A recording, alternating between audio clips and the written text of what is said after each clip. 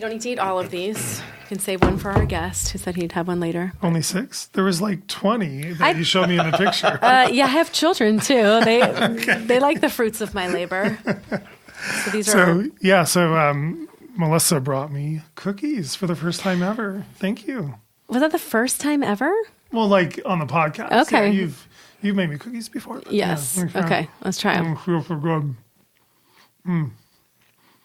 Yes. Okay. Definitely worth You driving going back home. Okay, so let me just tell you that what's in these, okay? All right. So these are grain-free and gluten-free, obviously, because they're grain-free. Almond flour base. So what it calls for is maple syrup and coconut sugar. What I did was maple syrup. I did half of what it called for, which was only a quarter cup, so I did half of that. And then I used some xylitol and some Swerve and some coconut sugar. They're like basically sugar-free. Yeah. On top of being grain-free. I can't believe these are sugar-free because they're really good. Right, and that's why I was telling you need to change up your baking habits and cut the white sugar, and you can use... Talk to the boss. Talk to Cheryl. I mean, because there's She's no the cookie reason not maker. to. Yeah. Like, if they can taste good, there's really no reason to add that to your body. And my hardcore listeners out there know, because I've had so many people like, I can't believe Dr. Bob uses white sugar still. Because they're all in on this. Like, they know how to cook this way, and this is how they do for their families and stuff, too. But I just wanted to prove these are, in fact, good. Awesome. Well, I made, for Cheryl's birthday, I made her a triple layer cake. Where like you bake like 1/3 in one pan and 2/3 the other pan. I had to cut through it and make the third layer. I was very proud of myself. Peanut butter ganache in the between, and peanut butter like mousse in between, and then like a chocolate ganache. But dude, 1.5 cups of white sugar. Do you see what I'm saying? Do you know like a teaspoon has 15 grams? A teaspoon. So can you imagine what 1.5 cups does? And the thing is if there was no suitable alternative, like it'd be fine. But like there is no need to put all that in there when there are ways to cook and bake now without it. And now I need some milk. I know, actually, that would be cookies yum. without milk, right? I'm not complaining. These are really good. Thank you. Would you like me to take them back? No, I will You only move get one them now. over to my side of the table. Those cookies are thank not you. safe. All right, They're not safe. Well, that was Cookie Talk with God. Dr. Bob and Melissa. So thank you for tuning in, everybody. Do you see what I deal with? Okay, I'm going to welcome everybody in while you drink water.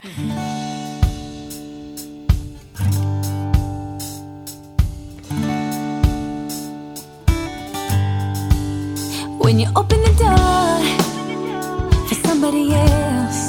Welcome, everybody, to the Vaccine Conversation podcast with Melissa and Dr. Bob. We are in the beginning stages of season 2.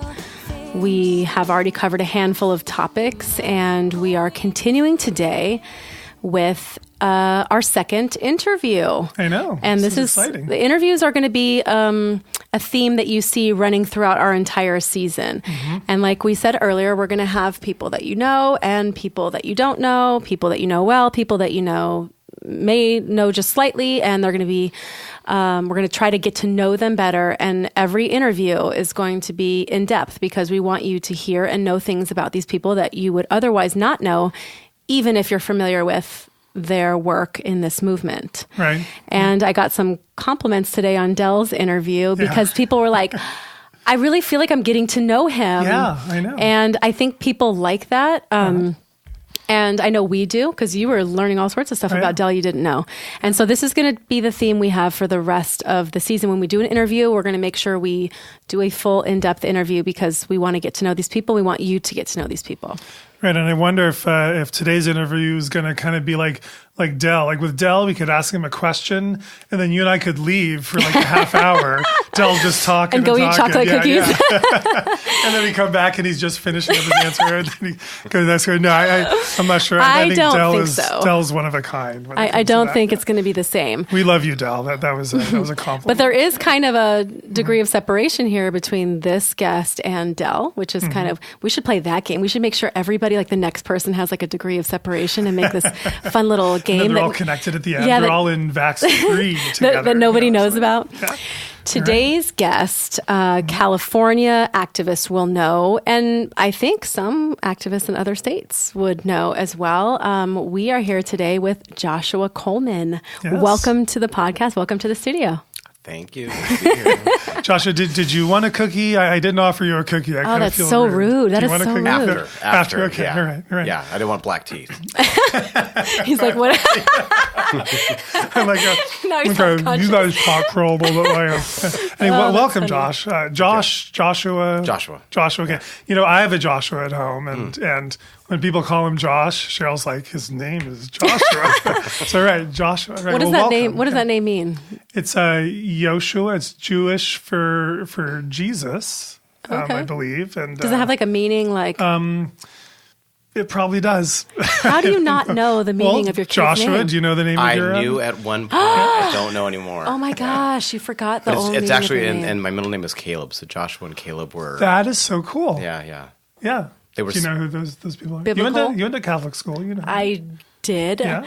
I did not necessarily pay attention during all parts of religion class that I had to take all 4 years, by the way, that was mandatory. Yeah, they were the two that went into the promised land and were the only two that came back and said, let's take it. There are no giants there. And even if there are, God's on our side, kind of like us. We're here to slay giants and, the truth is on our side. Well, that's kind of fitting, don't you think? It's good to have Joshua. It's good to have both Joshua and Caleb here. So There you go. And then to have Thank you. one that has both. I know. That's, yeah. Okay. Yeah. I like it. It's symbolic. Yeah. Well, welcome. Thank you for coming all the way down here to be in studio. It's so nice to have people in studio, isn't it? Oh, yes. It's so much Yeah. better. No offense to our future interviewees that are going to be on the phone because I already have a few of those set up. But there's something so nice about people being in the studio and being able to like really have like an intimate conversation, which you can't really do over the phone, especially because you won't get my jokes over the phone.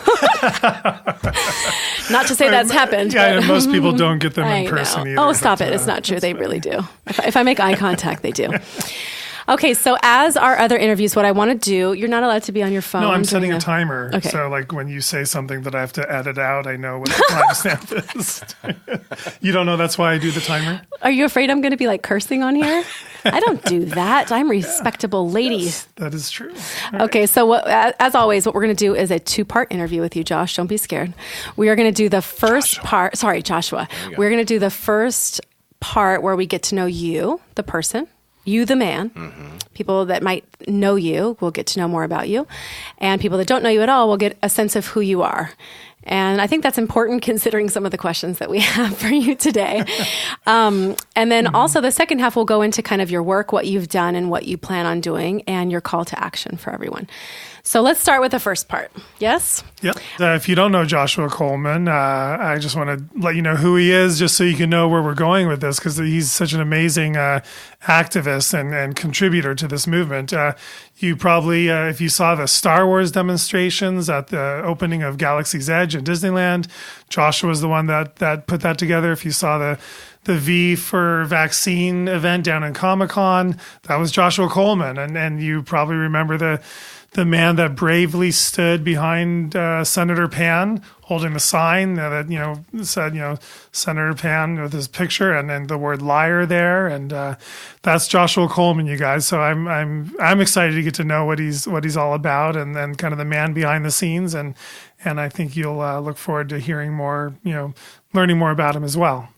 Okay, my first question for you is, what personally brought you into the vaccine debate? Knowing I know this already, that it is personal for you. And sorry to start right off the bat with this, but tell us about your son, Otto, and the injury he sustained as a toddler that changed your lives forever. So not long after his Otto's 17-month-old vaccinations, he suffered a vaccine injury. He woke up one day completely unable to walk, and it was later found out that through an MRI that it was transverse myelitis. And the doctor told me not long after the MRI that it was in all likelihood caused by the vaccine, which of course was shocking to me because I had no idea that kind of injury could even happen from a vaccination. So obviously that was really the first thing that kind of started to awaken my senses to vaccinations at all. Okay, so what were your feelings about vaccines before this happened? Like, where were you kind of on your belief system? Obviously, you did vaccinate him, and you're saying he was fully vaccinated up until that point? That's right. It was at 30. I think he had 37 vaccines by 17 months old.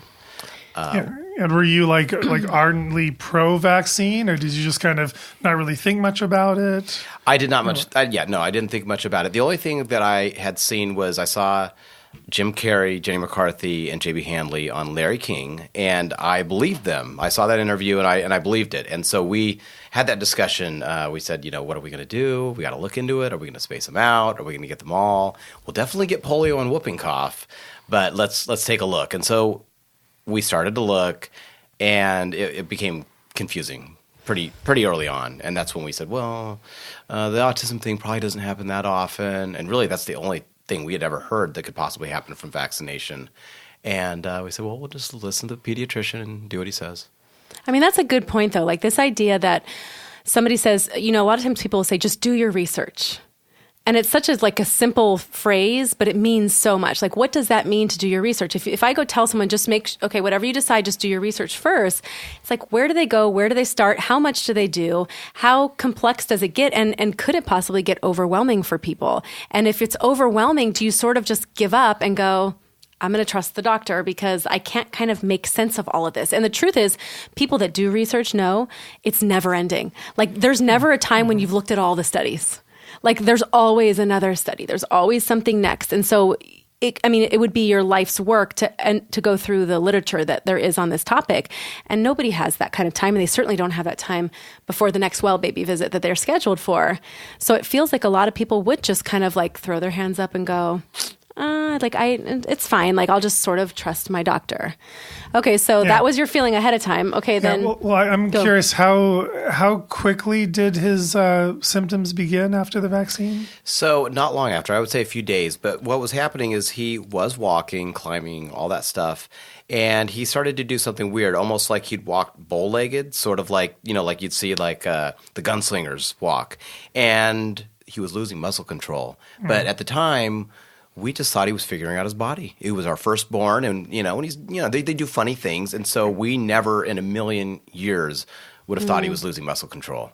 And then weeks later, Adrian was screaming in the morning because he could not get up. He could not stand. And I mean, the first thing I did is I felt his legs. I figured he's twisted his leg in the crib, and it hurts to stand. And so I was touching up and down, trying to find that sore spot, and there was no sore spot. And, of course, brought him into the hospital and said, he can't stand, but he's not injured, and something's going on. And I actually think they thought I hurt him because they started checking for an injury, because I think maybe that sounded weird saying it like that, but that was what I knew. He's not hurt, but he can't stand, and that tripped him out. So how did the doctors treat you? Like, did you even talk about the fact that he just got a vaccine? No. And did the doctors not even ask about that or bring that up? No, not until after the MRI. No, not until they knew what was going on. Okay. And in fact, the unfortunate thing is, and this is really upsetting, is we came in on a Sunday, and I feel like if you come into the hospital anytime but Monday through Friday, 9 to 5, you are not going to get the best help. Right. Or they're going to wait until right. So we had a physician's assistant, and he checked him for an injury, even though I said, I'm confident he's not injured. And they said, he should be fine. And unfortunately, he got worse. And 24 hours later, he was a lot worse. He could kind of halfway crawl that day, the first day, and then the next day, nothing. I mean, he couldn't even sit up. So you're in the hospital for how many days before they did an MRI? So we came in Sunday morning, first thing. They sent us home after a few hours after checking him. We came in. I went to the pediatrician Monday morning, first thing, as soon as the pediatrician's office opened, and he knew. He said, take him down for an MRI now. And they did the MRI. And even before the MRI, they gave him IVIG just right off the bat. And then the MRI, and then, of course, transverse myelitis. And that's when he asked me, has he been vaccinated recently? Wow. Who asked you that? I think the neurologist. Okay. And so that, I don't know if it would have ever occurred to me had he not brought that up to me. Wow. Yeah. Because, I mean, it's not like that's a questionable vaccine reaction. That is an absolute 100% known vaccine reaction. We know. Because what else would cause that if it wasn't? Like, how would a child just all of a sudden have that happen to them? Well, it could probably happen with a viral infection. Lyme disease. Okay, yeah, Lyme Didn't you disease. say they asked if he had been sick? They asked me that. Yeah, And I yeah. said no. And they said, are you sure? And I said, yeah, I'm sure. And they're like, well, maybe he was sick and you didn't notice. And I said, no, believe me, I would know. He's like my more dramatic of my two boys. Like, if he's sick, you know. So this was treated as a vaccine reaction right away then by pretty much everyone that saw you, or did some doctors kind of blow you off or say, no, it can't be the vaccines? He brought it up as a possibility and then just kind of moved on and said, yeah, but it's very rare. It's very rare. 1 in a million. It happens. And I believe that. Yeah. And then did you have to go to additional treatment for him right at that time, or did that start later? I started to fight for treatment for him. So I ended up through a weird circumstance getting connected to the president of the Transverse Myelitis Society. And so I had a phone call with him, and he kind of dumped a bucket of cold water over my head and said, not all doctors are created equal. And you are going to have to be an advocate for your child, and you are going to need transverse myelitis is very rare. A lot of doctors don't know much about it. A lot of the treatments happen on the East Coast by these specialists. You need to watch these lectures. You need to read these studies. And I'd never read or watched a lecture or anything like that. But it was an awakening, and I started to look at these things and I started asking for treatments, and I'll never forget like the doctor's faces when I first came to them and said, what about plasmapheresis? And I read about this, and they kind of looked at me and smiling and like, oh, where did you read that? But then when I started to talk more and say, this is research done at Johns Hopkins by this and that doctor, and they've been working in this field for a while, they all of a sudden it piqued their interest and said, yeah, I would like to read those studies. And I've got 3 copies, one for you, and I fortunately got that. Did you later do treatment, that type of treatment? Yeah. I had to fight for that one, and the problem is you're supposed to get it very soon, like within weeks. So how old was Otto at the time that you started that treatment? Plasmapheresis, it was. I want to say it was roughly 3 weeks or right before. Oh, 3 okay, weeks. so really that's relatively super soon after. Yeah. And the interesting thing is before they gave him the plasmapheresis, the nurse comes to me with a document that she wanted me to sign that said that I was aware that he could potentially get an STD from this treatment. And I said, well, you can test this stuff, so why would I even have to worry about it? And she said, human error.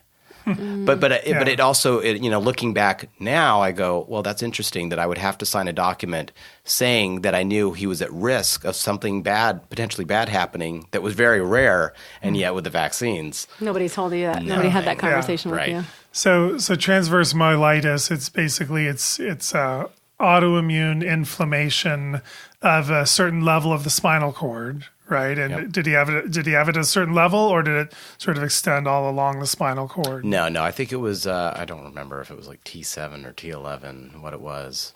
Okay. So And again, for those who don't know this, we're talking about paralysis. right. Yeah. Right. So how is Otto today? Do you want to talk about how he's doing today, or do you want to wait? Well, no, I kind of want to go chronologically, if that's okay. Yeah.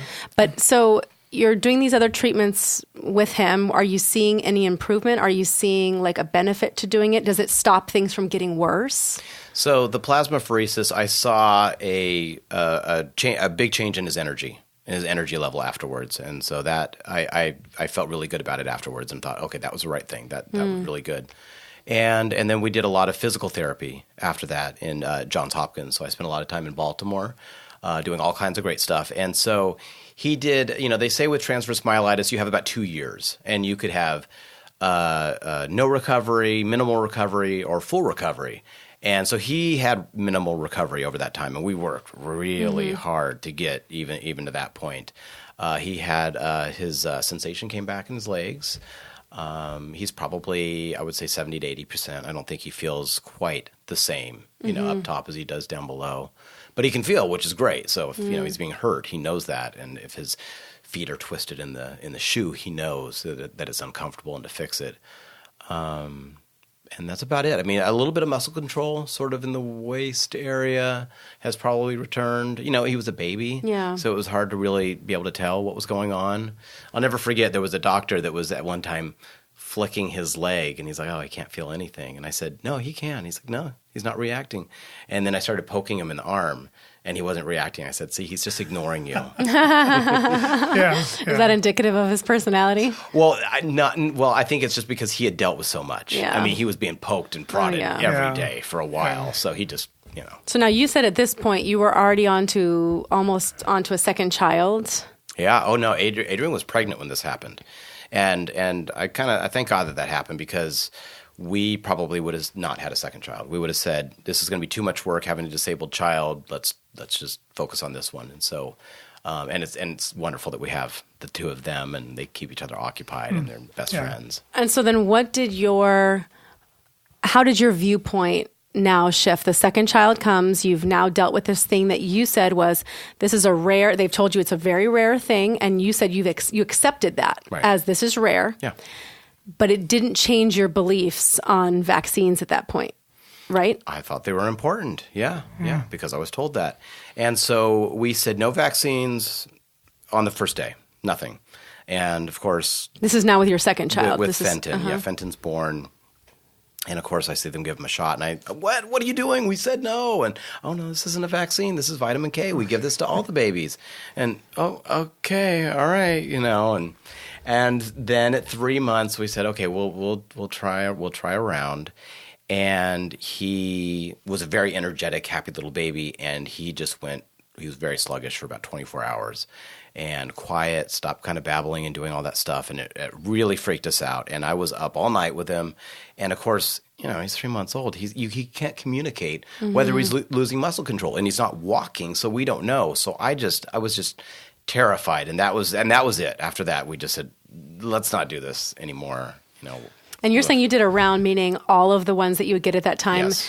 What made you not just go like, I'm going to do one or two? Sorry, was that what you were going to ask? No, yeah. Well, I guess I wanted to say, just ask, maybe explore your mind a little bit, in the mind of a parent.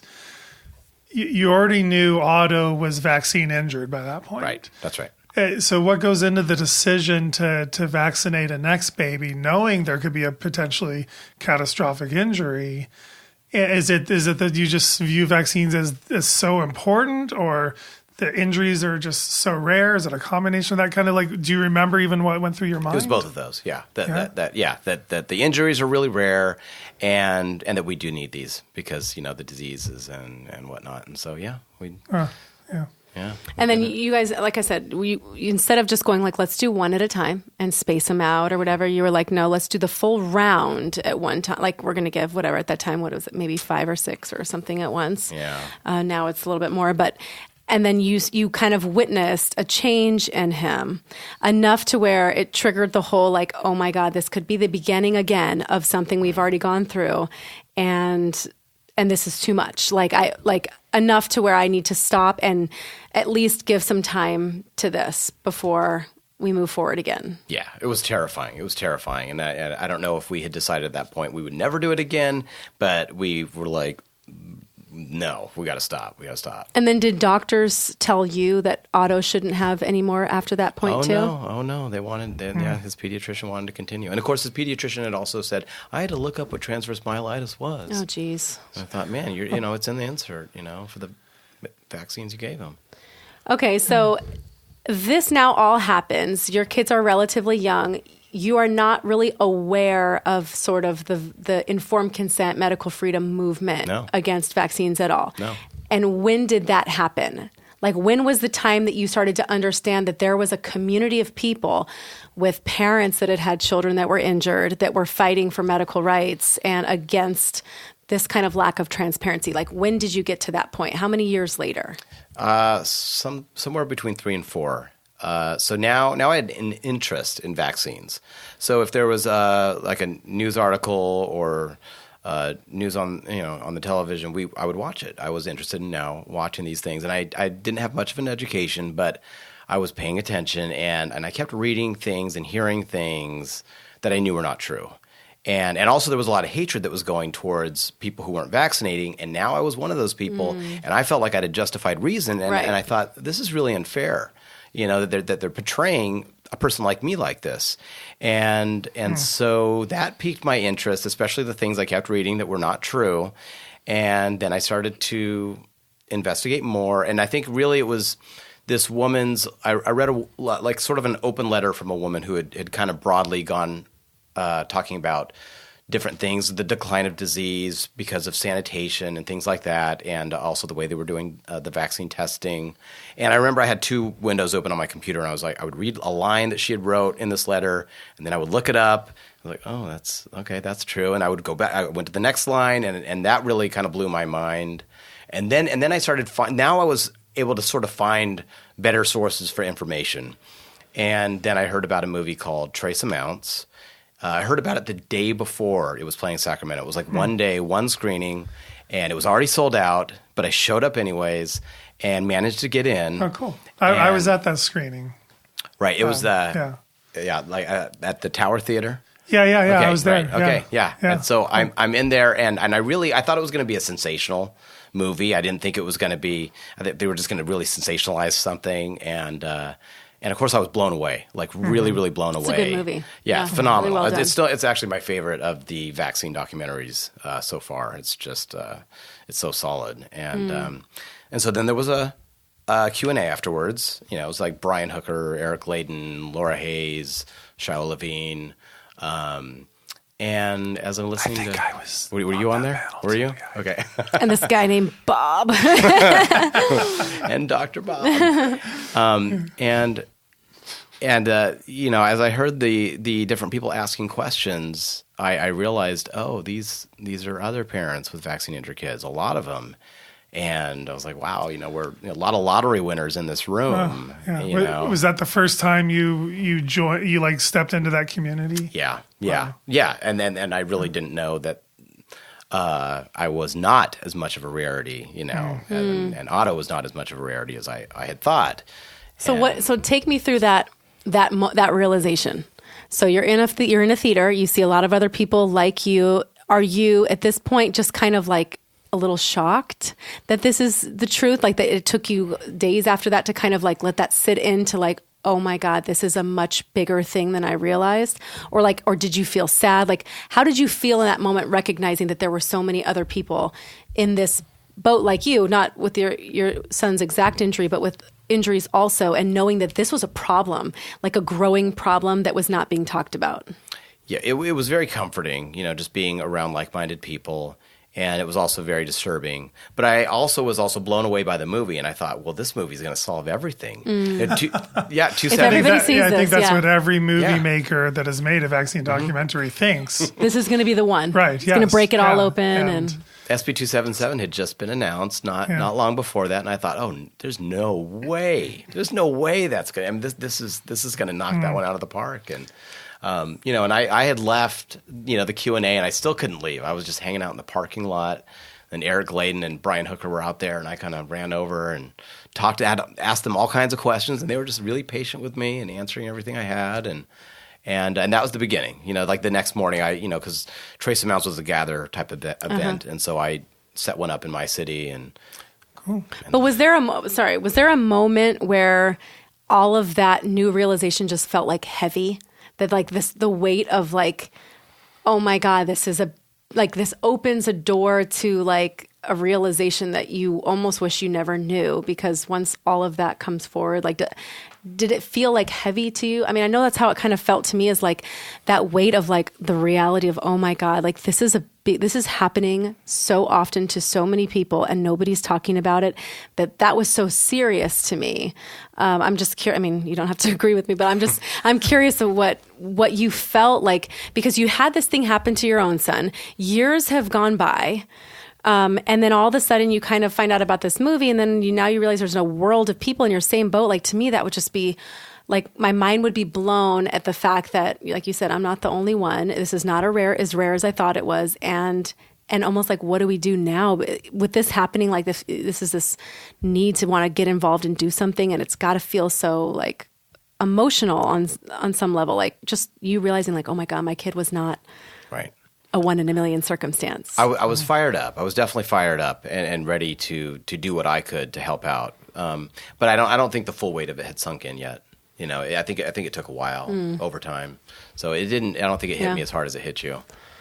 Yeah, I It's a like girl what you thing. said. I like what you said. Well, actually, I don't like what you said because it's very sad. You used the word betrayal. You felt betrayed by the medical community, and I just got to believe that's probably a universal feeling. Talk more about that, and who were you angry at the most, and who did you feel betrayed by? I my pediatrician's a really sweet man, and I definitely never thought that he, had done something careless or something that he thought was careless. So I really never went to him and accused him of anything because I didn't think that that's what had happened. And again, it was also still a slow realization of how much I didn't realize how little some doctors know about vaccines. So it still was a very slow awakening to even get to that point. But I was unhappy that I never heard about the VICP, that nobody had said anything, and then the fact that the neurologist had brought up that it was potentially a vaccine injury and yet didn't file with VAERS, which he brought that up to me. And so if there's a chance, they're supposed to file, and I really wish he would have done what Especially he was with supposed to. something so obvious and so serious in this kind of circumstance. There's really no excuse for that not. Right, absolutely. To be the case. Is transverse myelitis a mandatory reportable event? Do you know? Have you ever looked at that? I think so. Yeah. I mean, I want to look it up because there actually are a list of the most severe reactions that doctors are federally legally mandated to report. It's actually illegal. It's against the law to report. And you actually have until to not report. You actually have until Otto is about 28 years old to report that doctor for failure to report a VAERS event. Okay. Well, while you're looking, if there's I'm going to look that up. okay, I'll ask another question while you're doing that. Okay, so you've kind of touched on this. Did you feel like once you started to understand what was going on, did you immediately feel that need to want to educate other parents? Did you feel like I need to let other parents know what I didn't know? I thought, what can I bring to the table? How can I help? And so throughout my research, I had seen some great videos, some great lectures, and I had a background in videography. So I thought, well, I can do that. I can work on videos and give them a better presentation, because a lot of this stuff was like a camera sitting on a tripod at the back of the room. And I thought, wow, these are incredible lectures. Like what's being said is incredible. Yeah, incredible. But the presentation was awful. And I thought, if only I would have been there with a camera and some sound equipment, I could have just done such a better job. Absolutely. And I think that helps that material go further. So right off the bat, I started to say that maybe I could do that. I'll try, and that'll be my contribution. Were you like telling neighbors and friends and coworkers? I mean, were you telling people about? No. Really? Even after that? Even after something so serious? Like? Well, so a week into Otto's injury, I called one of my best friends, a guy I've known since high school, and so I just told him what the doctor had told me, that it was in all likelihood the vaccine, and he got real quiet on the phone, and I realized that I didn't quite understand how taboo it was at that time. I was clueless to it, and I have like sort of a punk rock background, I was in punk rock bands, and my friend was also, the guy I called was in punk bands with me, and it's very, like that's a lot of like question authority, and I was just really shocked that it was so taboo and that he just didn't want to believe it. And I'm sitting here saying, that's what the doctor said, man. And that's had to feel like super isolating. I mean, at that point when you can't even have people around you rally and go, wow, that is awful what happened, and we're going to stand up for you and let other people know about this so this doesn't happen to other kids. When people just literally cut the conversation off, they might even cut ties with you as much because it's so uncomfortable for them to like realize or think about the fact that this happens to some kids, let alone somebody that they know or care about. And it's such a disservice to saving other children because nobody wants to talk about it. Nobody wants to admit it. And that's a big part of the problem is like, my whole thing is about finding a solution to stop the kids from getting hurt. Don't get mad at the people that are talking about the kids that are getting hurt. And when that conversation gets censored or it gets squashed or whatever, it's totally putting other children at risk that could have been saved, all because people are afraid to have the conversation. And it's really sad. Did you find it out? Yeah, no, it's actually, I can't find it listed actually as a mandatory reportable event. And Well, update us, Dr. Yeah, Bob, I will. when you I look will. more I into will look this. into it. So speaking of background and training, this is something Dr. Bob wanted to know. What is your background in training? Like kind of where you found your skill sets that you have now? Where did that come from? As, photography and videography. And I kind of took some things in high school and in a year of college. But I sort of got bored with the traditional training, and I more self-educated and kind of went out in the field and did my own thing. I don't really like rules as far as those things go. What? Yeah, I like to break the rules. You don't like rules. Well, that leads right into our next question. Joshua Coleman breaks rules. Oh my goodness! Next question. Perfectly. So this is kind of surprising. We haven't really told people who Joshua Coleman is yet there. if they don't know. So a lot of people know you, but yeah, you're Okay, so right. So here we go. I'm excited. Question number 5. You have sometimes been painted as a controversial character because you tend to push boundaries, and some may even associate that with trouble. Do you agree with this assessment of you, or where do you think that side gets it wrong? And then I have a follow-up for you when you're done with that. So tell us about your controversial nature. Right. I think I'm very persistent, and I can be slightly aggressive, but let's say legally aggressive, And I think a lot of that really stems from a few years ago when I showed up at the March for Science in D.C. So I traveled from California to Washington, and because I knew that Washington, D.C., because I knew Senator Pan was going to be there. And I thought he was going to be a speaker, which he wasn't. So he was just there sort of doing a photo op. And I showed up there with a giant sign that had Senator Pan's face on it and "liar" spray painted across the eyes. Yeah. And so I caught up with him, and he was out there with Vaccinate California, ready to do a little photo shoot. And I was on him for a half an hour, and I stuck with him, just quietly, standing there with a sign. And I did ask him questions, which he mostly ignored, or his answers were absurd. They tried to get me shut down. Leah Russin from Vaccinate California had asked the police officer to shut me down. He had to say, he had to explain what freedom of speech was. We were at a protest, and I was protesting, and they had an issue with that. Yeah. Well, we don't agree with this guy. Yeah, I remember those pictures on Facebook, and I was just like, wow. No, I was okay. like, this guy is brave. So now this is after 277, right? Is this? Yes. So 277, which those who are not in California, was the law that came out in 2015 that took away all non-medical exemptions. And even though it was only 2.5% of the school population for children, took those away and left us with only medical exemptions. And so at that time, Senator Pan, had been 2 years prior to that promising that, no, of course, we're never going to take away parents' rights for these things. And of course, a doctor, blah, blah, blah. So then 277 comes along, they take away everything, and he makes more promises that all get destroyed in this most recent law, 276. So the reason the liar reference kind of comes in there is Senator Pan is very well known for making promises he doesn't keep, and very obvious promises that he very obviously doesn't keep. Like, it's just and really bad information. And very bad information, inaccurate information. And so that's kind of been associated with him in general, this idea that he lies during hearings, and then you're not able to really contest everything that he says, and that he's giving inaccurate information to his colleagues that are voting and also to the public. So now you already kind of have this discomfort with him because of the way that 277 happened in that whole many-month process. And so after this, it kind of leads into a series of... Right. Well, you brought Otto into some of those legislative hearings back in 277, right? Yeah, that's right.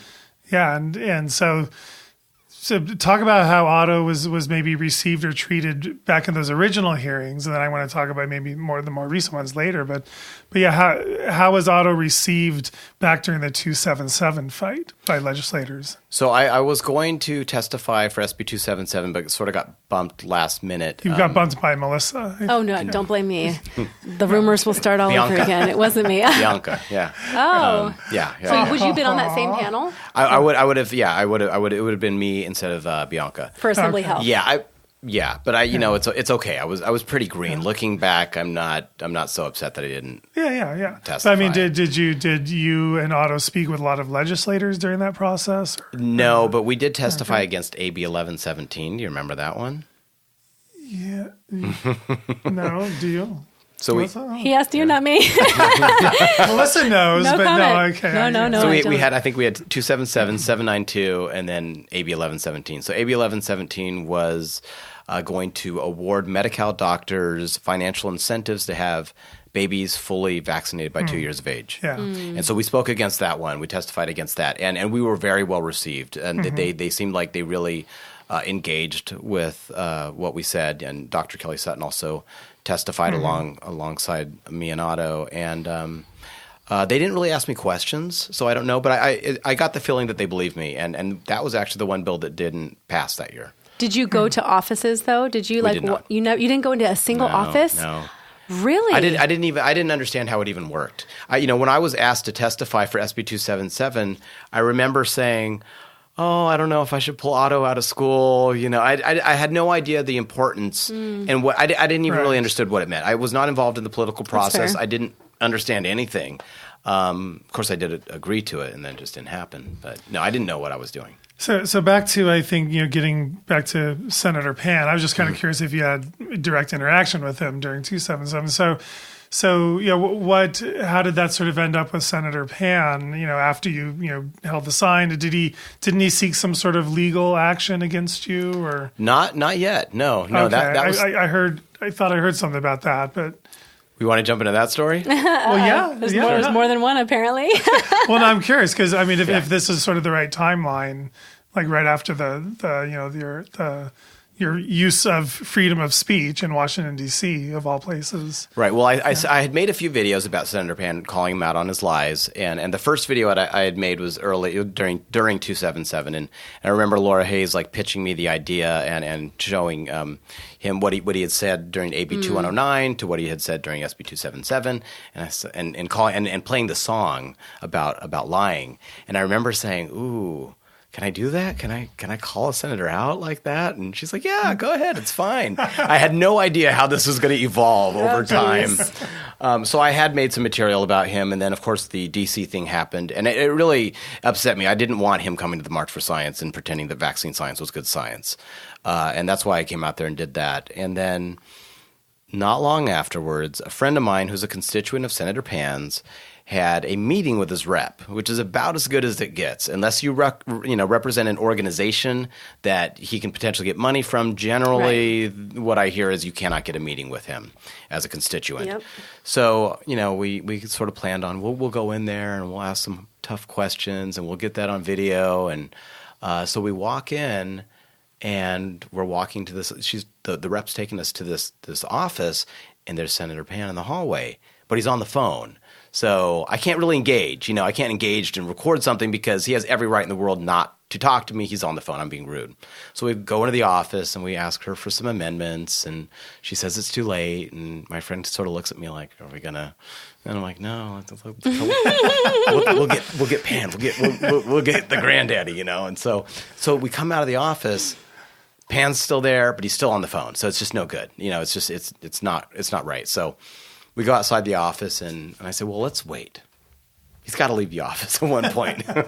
So about a half an hour later, Senator Pan walks out, and I have my camera going. And so I ask Senator Pan a question that Andy Wakefield had recommended, which was, "What steps did you take to dismiss the information given to you by the CDC whistleblower before you decided to go forward with SB 277? Because that had been brought to him before 277.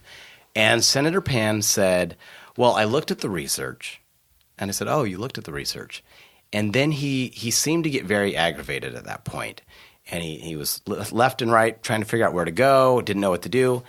And Senator Pan grabs me by the arm and starts to yank me down the hallway like he's going to lead me out of the Capitol, like a bad boy leading me out of the Capitol. What?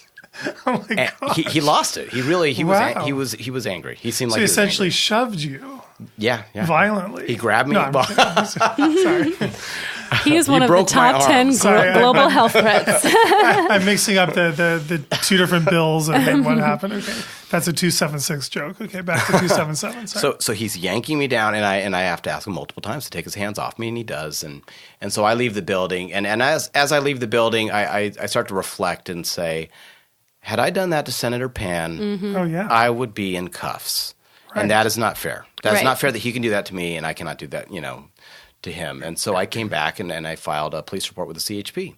And the CHP pulled the footage from the hallway, and I, of course, had footage on my camera. And in the police report, they concluded that what Senator Pan did met the criteria of battery, backed up by the video evidence and the witness testimony. And then the district attorney got everything and decided to charge me with misdemeanor eavesdropping for being live on Periscope while I was in the meeting with the rep. Wow.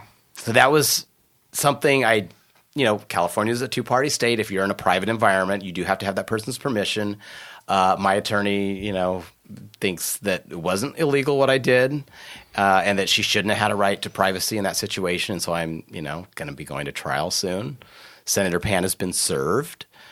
He should be taking the stand and answering questions from my attorney. This is back then. This isn't like soon now. No, this was March 1st, 2017, and the trial's coming. Probably oh, wow. soon. So this is like right now. Probably oh my gosh. soon. Yeah. Okay. Yeah, so like my attorney's trying to there's a mediator and they're going back and forth between Pan's people. He's probably putting it off to right after all this, 276. So there have been a handful of other little just things over the past couple of years that have maybe painted you as like a certain way in this movement, right? When you say Yeah. Well, I'm doing some sticky situations, perhaps. Sure. I do things a little bit differently. And, I was really, I remember seeing Roger and Me by Michael Moore when I was 14 years old, and he uses his camera and his mouth as a weapon.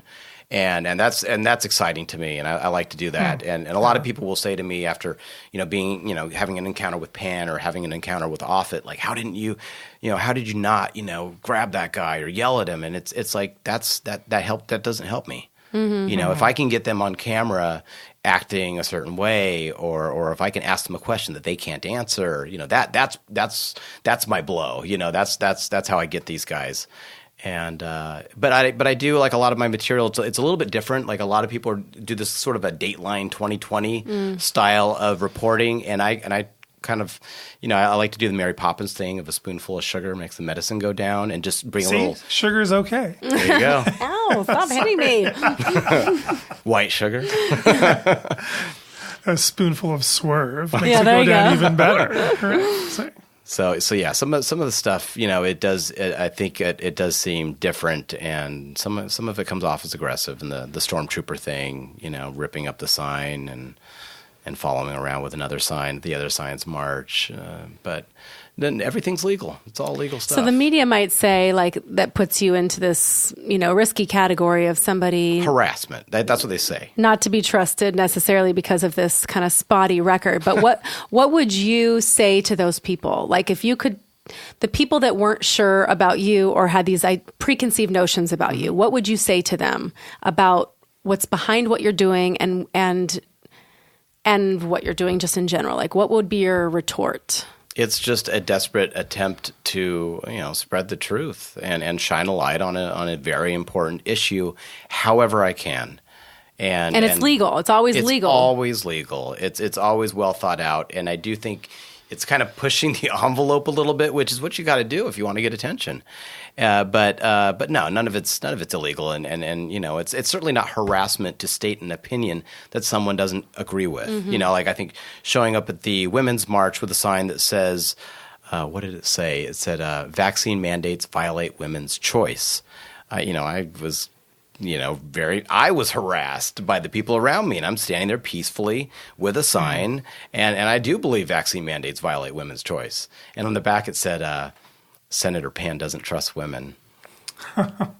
Yeah. But yeah, and then I think some of the things I do angers the people around me. So then they focus that on me, like I'm the reason why they're angry, and I'm harassing people because they can't take my opinion. But no matter what my opinion is, I have a right to it. Well, also, and what you're saying, this desperate need to have people listen and hear what's happening. For people that are maybe in the middle of the road on this that listen to this, they don't quite understand exactly how much you are dismissed.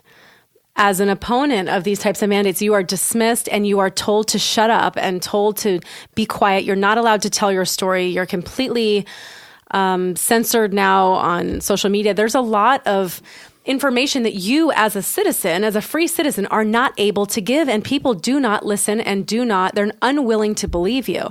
And I think when you have that happen over and over and over again, year after year after year, especially when you have a kid, your own kid, that you see it in front of your eyes and you see something happen and you know it's there, and people still are ignoring you or choosing to dismiss you or quiet you, there is a level of desperation that comes out. And we've seen this recently in the Capitol last week. This idea that you are pushed and you're pushed and pushed and pushed only so far, and that you have to sometimes go to these lengths to get heard. And it's not that you necessarily want to be a controversial person.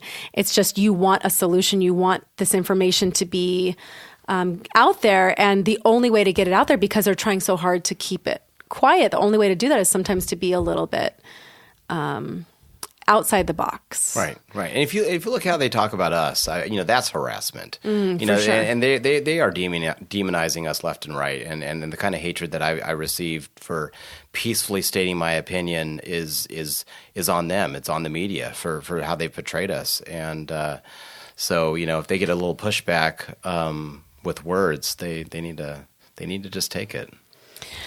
So slightly switching gears.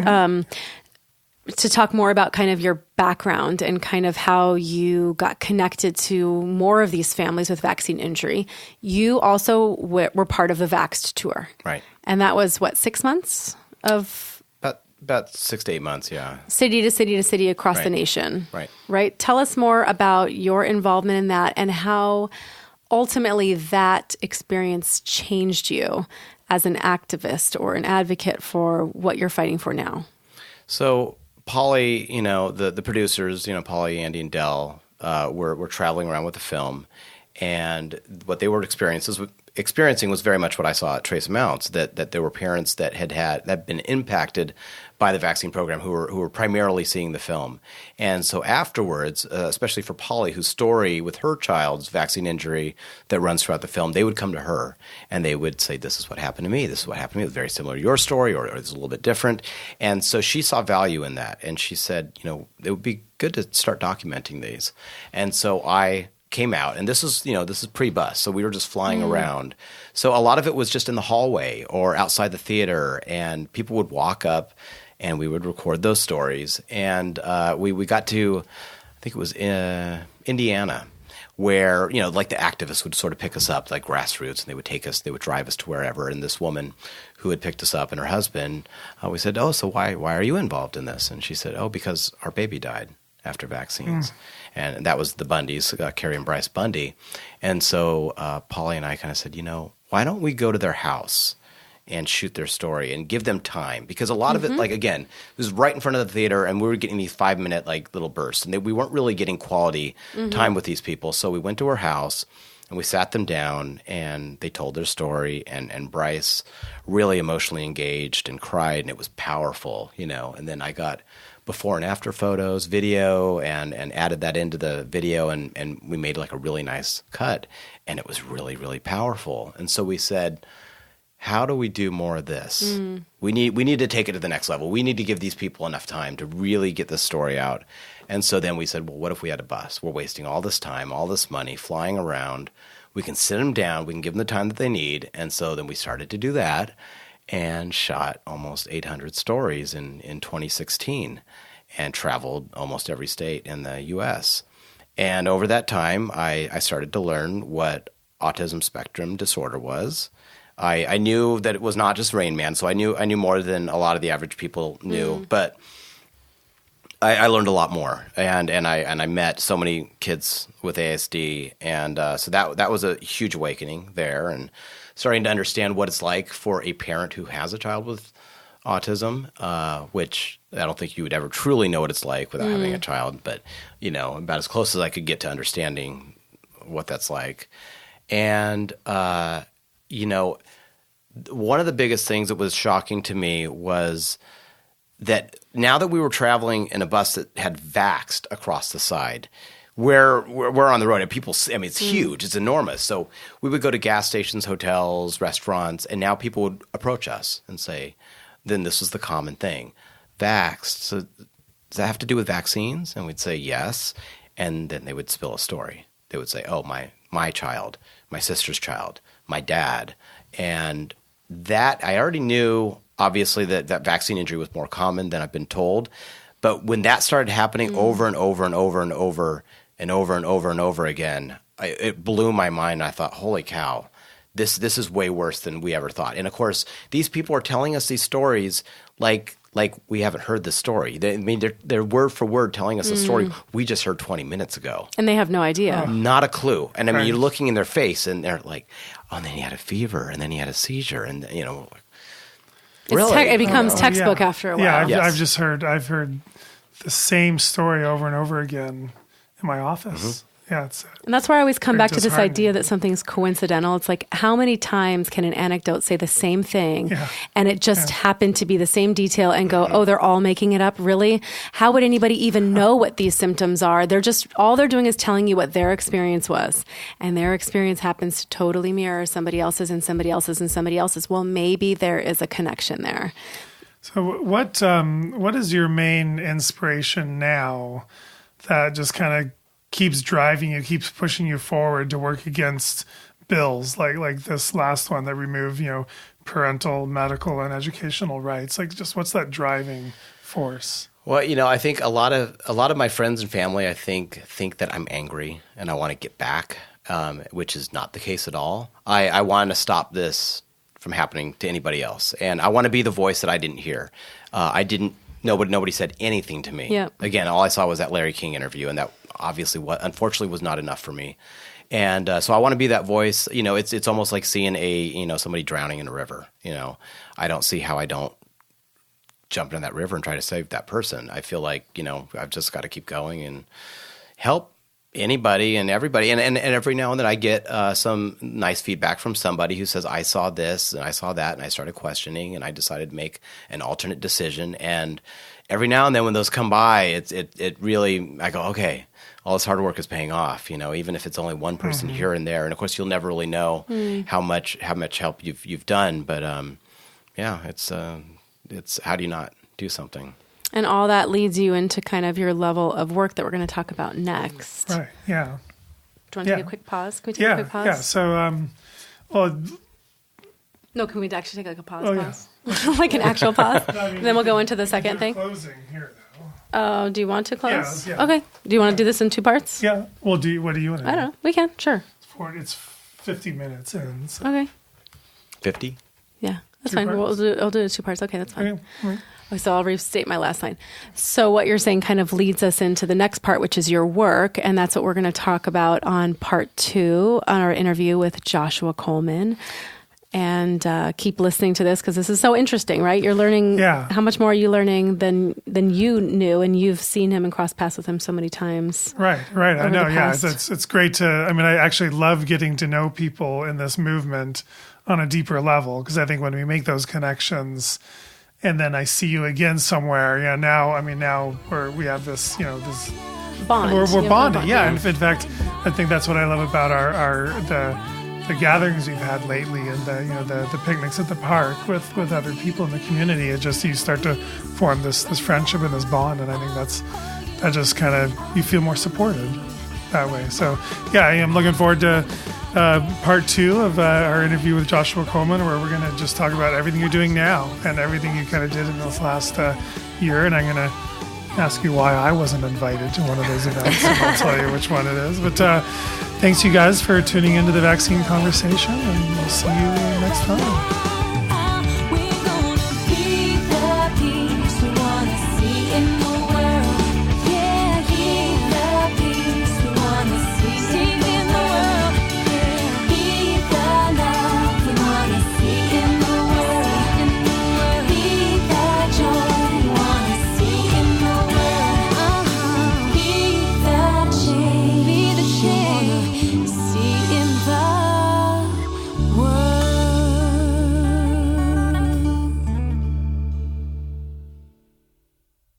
The information in this podcast is for entertainment purposes only. It is not intended as medical advice. Always consult your healthcare professional for information on vaccines and infectious diseases.